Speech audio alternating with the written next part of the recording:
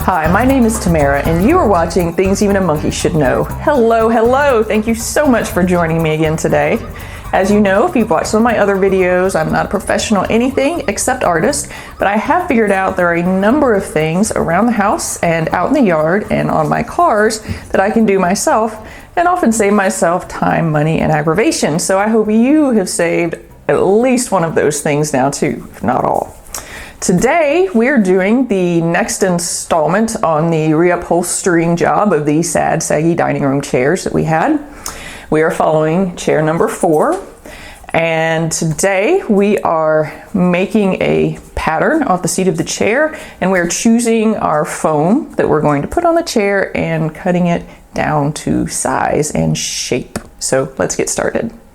Y'all know how I love to break things down into small, manageable steps, and that is exactly what we're doing with this project because it is not intimidating, or it should not be. You can absolutely do it. It just takes some time, some patience, and looking at the individual pieces as opposed to the entire project. Now, when it's finished, it's awesome, okay? I should know I've already finished a few chairs because I wanted to make sure that I had as much practice as I could before I brought y'all in to see this chair. So let's go over the things we're going to need today. Obviously, you are going to need your chair that you're working on, and we're probably not going to need our fabric today, but this is the old fabric that was on the chair, but go ahead and just have it in the general area so that it doesn't get lost. You are going to need some paper. Does not have to be a big piece of paper like this. It can be smaller pieces that you tape together to make a piece big enough to make a pattern off of your chair. You can use cardboard, you can use newspaper. I really don't care. Just make sure that you have a piece of paper of some description. You are also going to need to have some pens. I have several colors. Actually, I should say Sharpies. You'll need these all the way through this project. You can use just one color. I like having several because if I need to make notes, it's really helpful. You're going to need to have some scissors. You should have a separate pair of scissors for your fabric and foam as opposed to your paper. Paper scissors tend to be a little duller, and they go duller faster because of the paper, blah, blah, blah. You will really love yourself if you have a nice sharp pair of scissors for cutting the fabric and foam. You will need to have some tape. And it doesn't have to be painter's tape. This is just what I had available. You can use Scotch tape. That's actually my preferred, but I can't find mine, so whatever. You will need to have your foam, and we'll talk about how to choose that in a few minutes, but here's my foam. Make sure that your foam is big enough to cover the pattern that you make off your chair, and again, we'll talk about that also. You're going to need to have something with which to cut your foam. And I know this is going to sound crazy. Well, let me tell you the not crazy part first. If you're doing 100 chairs, then you absolutely should invest in a hot foam cutter because it'll just slice through the foam like butter. If you're only doing a few things, I wouldn't do that because those things are really expensive. And I tried out a bunch of different types of blades, and I actually found that my favorite thing to use is a serrated knife from my kitchen cutting set. Yeah, crazy, huh? This was the best one, and I tried all different blades. I tried a regular knife also, regular sharp knife. I tried a utility knife, you know, where I can change out the blades, and nothing cut quite as well as that serrated knife. You're gonna need something to measure with. You can use either a measuring tape or a yardstick or a meter stick, depending on where you are. I actually like having both of them because sometimes I need a straight edge and sometimes I need something a little more flexible. I think the last thing that we're gonna need today is just an old towel, because whenever I cut the foam, if you don't have one of those fancy foam cutters that's a hot wire cutter, you're gonna have little foam crumbs everywhere. And if you don't have something to catch them in, you're going to find them everywhere in your house. So it's really nice to have a towel underneath the area where you're working that you can just go and shake into the garbage. Keeps things neater. I think that's all we're gonna need today. So let's get to it. So the first thing you have to figure out is how thick you want your foam to be. And remember that we did change how this chair sits because at some point, 20 years in the future, when the cushion that I make fails, I don't want to feel like I'm going to drop through onto the floor. I just want to be able to replace the cushion and go about my merry way. So first, I want to know, where do I want the cushion to come to? Do I want it to cover the bottom of this just a hair? Do I want it to come down below it? Now, if it comes below it, that means it's going to be a very thin cushion. I don't want that, because while there might be some guests that I wish to encourage to leave sooner so that they're sitting their behinds right on this wood, mostly I like people to come to my house and I want them to be comfortable, not to mention myself. So I'm going to measure, and I don't mind if the cushions come just a little bit above this, because over time they are going to squish down somewhat. So I want probably about a 3-inch thick cushion. Now, does that mean that I just go buy a 3-inch thick block of foam? No, it does not. The best seat that you're going to get is if you have layers of foam, and there's low density foam, there's medium density foam, and there's high density foam. So the higher the density, the firmer the cushion. So what I decided to do was buy several samples of the different foam densities and at different thicknesses. So I knew that I wanted to have a 1-inch thick piece of foam topped by a 2-inch thick piece of foam. I just didn't know the density until I got some samples and tried. And this is actually really important, because if you want this stuff to last, or you want to like what you're doing, which, let's get real, this is a lot of work, so we want to like it. Definitely get some samples. You can probably find them at your local fabric store. I ordered mine online because COVID, and whenever I started this, a lot of stuff was shut down, but you could still order stuff online.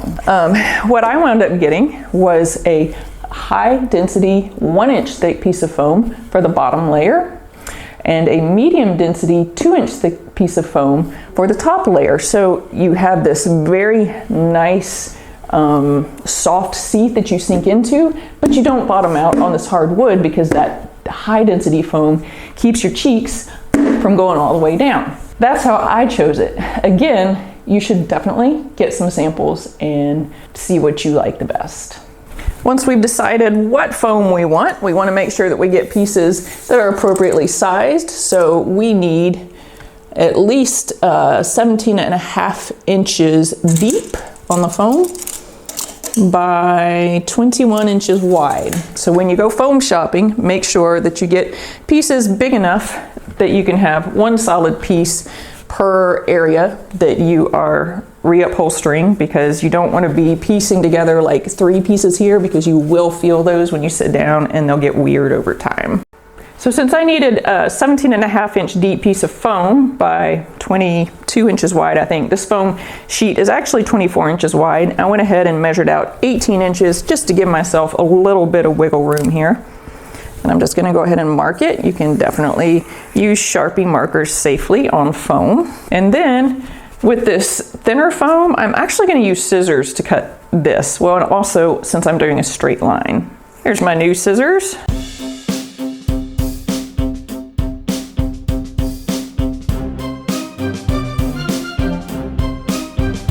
Let's go ahead and lay out our towel. So now I'm going to just use my knife to cut through the foam, and you don't want to saw or bear down.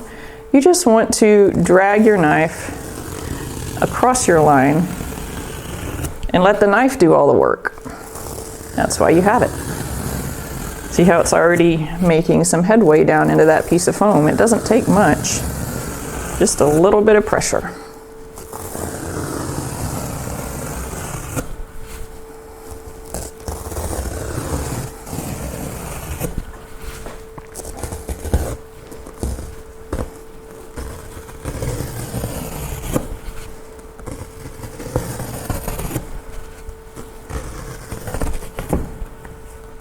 See what a nice straight cut I got from that?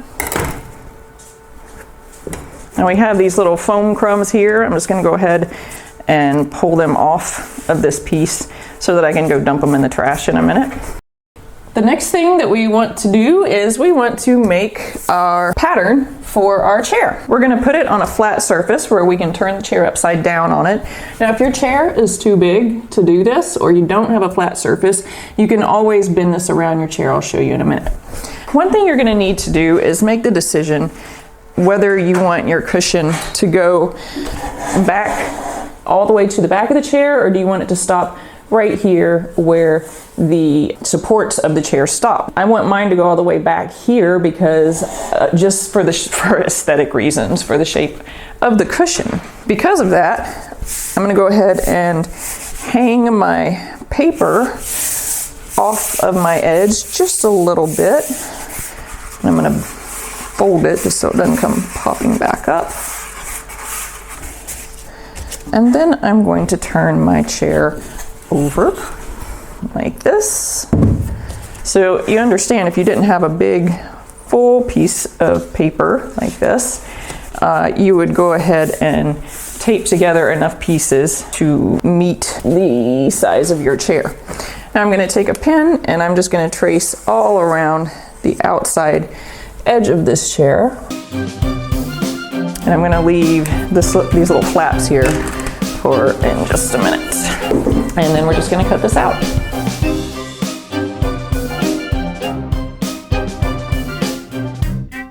So far so good, right? Okay, so our pattern now fits pretty well in our chair, but we still have this spot back here to contend with. So I'm going to go ahead and just mark where I need to cut out little flaps, basically.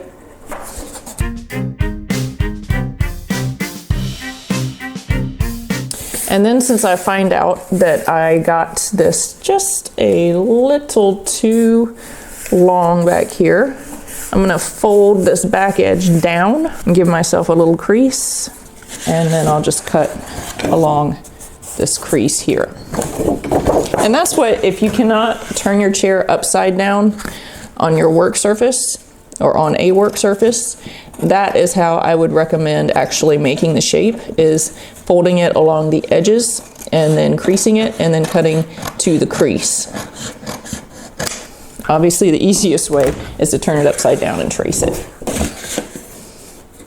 Yeah, we have a pretty perfectly fit paper tracing of our seat. Now that we have our foam cut out and we have our pattern cut exactly how we like it and it fits perfectly, now we get to cut out the shape from the actual foam.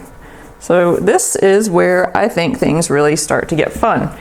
So all we're going to do is line it up. If you have a straight edge on your pattern, which you probably will, and you have the straight factory edge on your foam, I would definitely use this straight edge as much as possible. And I'm going to go ahead and just trace around the edge of my piece of pattern or my piece of foam, whatever. I'm trying to work and talk. Y'all know how hard of a time I have with that sometimes. Now we have to do this twice, right? Because we have to do it once on the 1-inch foam and once on the 2-inch foam. We're gonna go ahead and cut out this piece, and yes, I'm using this knife for this also. And so since our paper fits our seat exactly, we do not want to cut right on our line. We want to cut just inside of our line, because otherwise you're going to be left with about 1/4 inch of foam that just hangs over the seat, and you're going to be stuck with trying to cut that off. And I can tell you from experience, it is not fun. Right inside the line. You guys are pros at cutting this foam by now, because you already cut a straight edge to get your foam pieces the correct size for what you're doing. So all you're doing now is just following the curve of your pattern.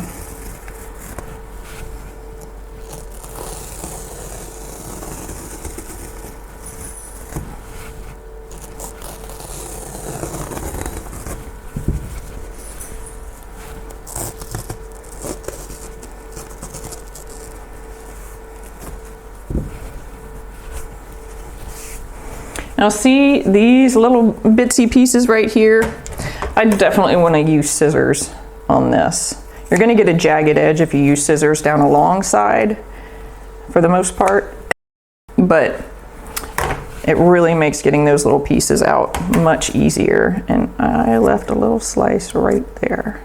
You can also use scissors to touch up a little bit, but I just wouldn't use them for the main cutting device whenever you're doing the actual foam shapes.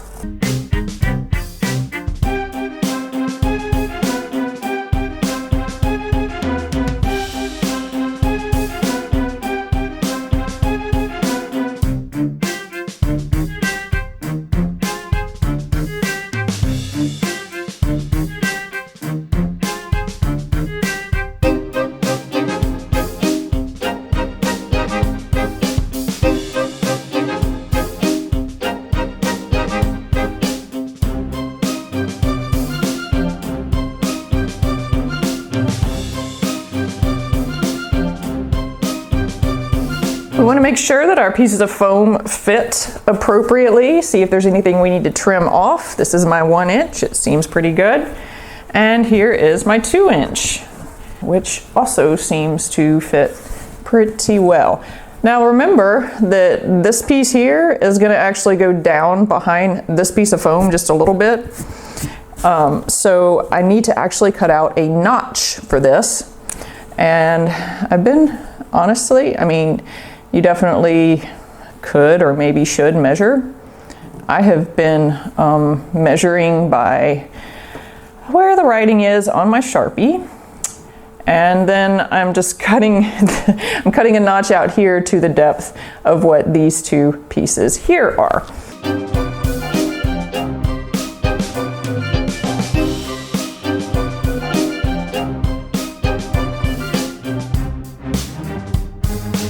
Now we have our cutout piece of foam. And I just want to point out, if you have some kinds of trim or backing that's different, or you might want to notch out or whatever, remember those sample pieces of foam I said you ought to get?